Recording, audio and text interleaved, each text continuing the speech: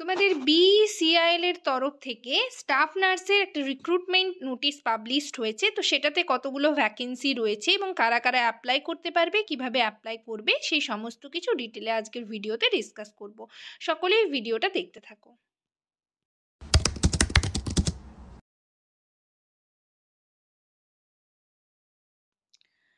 Hello সবাইকে, journey of a nurse চ্যানেলে তোমাদের আবারও ওয়েলকাম জানাই। তো আজকে আমি আরেকটা নতুন টপিক তোমাদের সাথে ডিসকাস করব।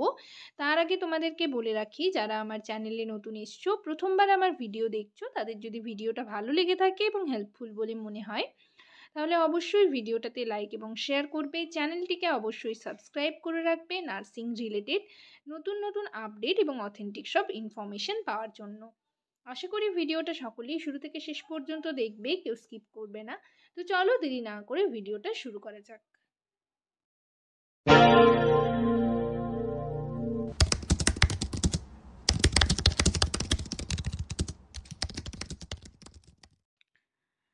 তো নোটিশটা তোমরা দেখতেই পাচ্ছ, broadcast engineering consultants India limited অর্থাৎ বিইসিআইএল এর তরফ থেকে একটা রিক্রুটমেন্ট নোটিশ পাবলিশড হয়েছে। স্টাফ নার্সের জন্য ভ্যাকেন্সি বেরিয়েছে। দেখো ডেট দেওয়া রয়েছে, নোটিশটা পাবলিশড হয়েছে 21 তারিখ। তো বাঁ দিকে হচ্ছে মেমো নাম্বার দেওয়া রয়েছে, ঠিক আছে। তো অনেকেই হচ্ছে তোমরা ফর্মটার ব্যাপারে জেনে গেছো, বাট এখনো পর্যন্ত যারা জানোনি তাদের জন্য ভিডিওটা খুবই হেল্পফুল হবে। মানে তোমাদের আমি বললাম স্টাফ নার্সের জন্য রিক্রুটমেন্ট বেরিয়েছে, তবে এই যে রিক্রুটমেন্ট এটা পুরোটাই কিন্তু অফলাইন বেসিসে হবে। অফলাইনে তোমাদের ফর্ম ফিল আপ করতে হবে। সে সমস্ত কিছু তোমাদেরকে আমি মানে দেখিয়ে দিচ্ছি কিভাবে কি করতে হবে। দেখো প্রথমেই আমি তোমাদের বলে দিই যে এই অ্যাপ্লিকেশনটা যেহেতু অফলাইনে হচ্ছে, তোমাদের কিন্তু প্রত্যেকটা সেলফ অ্যাটেস্টেড কপি জেরক্স করে রাখতে হবে। কি কি ডকুমেন্টস লাগবে সেগুলো আমরা একবার জেনে নিই। ডকুমেন্টস হচ্ছে তোমাদের এডুকেশনাল আর প্রফেশনাল সার্টিফিকেটস লাগবে, সমস্ত সার্টিফিকেটসই লাগবে।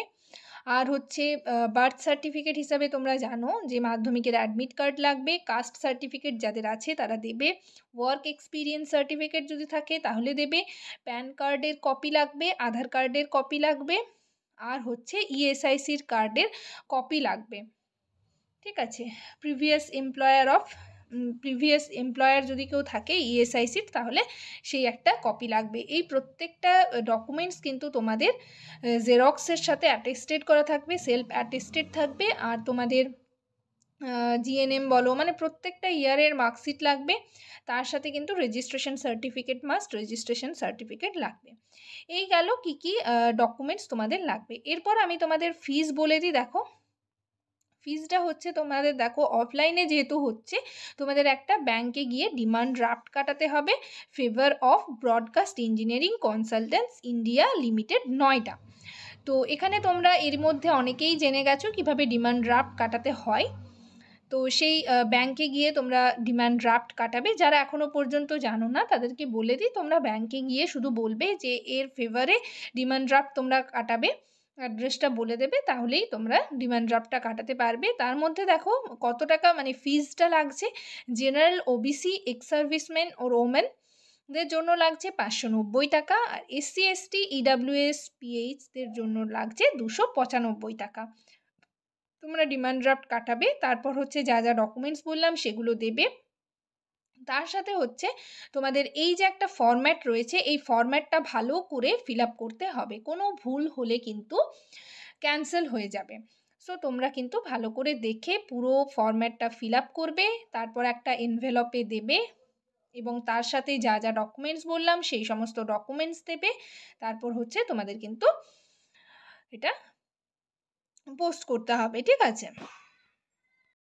তো তোমাদের এখানে ইমেল আইডি অবশ্যই তোমরা দেবে। দেখো ইমেল আইডির মাধ্যমেই কিন্তু তোমরা জানতে পারবে, মানে সঠিক ইমেল দেবে।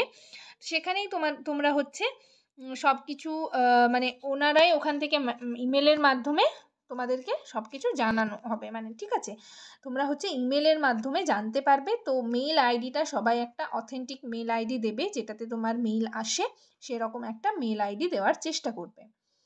এই গেল তোমরা কিভাবে ফিল আপ করবে। লাস্ট ডেটটা দেখো বলে দিই, লাস্ট ডেট কিন্তু কাল পর্যন্তই লাস্ট ডেট রয়েছে, অর্থাৎ 4/12/2024 ক্লোজিং ডেট, ঠিক আছে। অফিস আওয়ার্সে কিন্তু তোমাদের সেন্ড করতে হবে, কালকেই লাস্ট ডেট রয়েছে।